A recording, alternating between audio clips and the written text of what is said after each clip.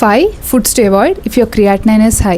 అంటే మీ creatinine levels elevated ఉన్నా, high ఉన్నా మీరు అవాయిడ్ చేయాల్సిన 5 ఫుడ్స్ ఏంటో ఈ వీడియోలో తెలుసుకుందాం.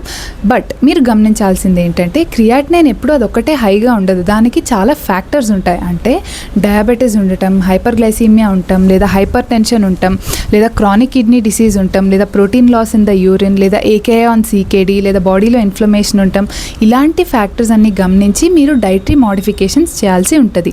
కానీ ఇంపార్టెంట్లీ 5 ఫుడ్స్ టు అవాయిడ్ అంటే ఫస్ట్ ది రెడ్ మీట్ లేదా ప్రాసెస్డ్ మీట్, అంటే యానిమల్ సోర్స్ ఆఫ్ ప్రోటీన్ లేదా యానిమల్ బేస్డ్ ఫుడ్స్ని లిమిట్ చేసి plant source of protein and plant based food ఎక్కువ తీసుకునేలా చూడండి. Second the avoid oats, nuts and seeds, millets and brown rice. ఇవి తీసేసి దీని ప్లేస్లో కీన్వా తినడానికి ప్రిఫరెన్స్ ఇవ్వండి.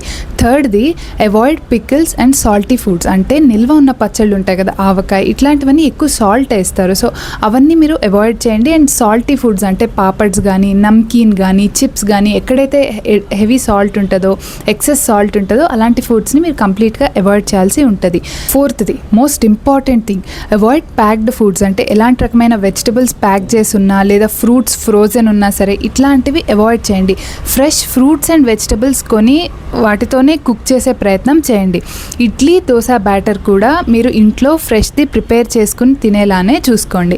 ఫిఫ్త్ది అవాయిడ్ స్వీట్స్, అంటే కాఫీలో షుగర్ వేసుకోవడం, లేదా స్వీట్స్ తినటం, లేదా షుగరీ డ్రింక్స్ తాగటం, ఫ్రూట్ జ్యూసెస్లో షుగర్ వేసుకోవడం, ఫ్రూట్ జ్యూస్ తాగటం, ఇలాంటివన్నీ మీరు కంపల్సరీ అవాయిడ్ చేయాల్సి ఉంటుంది.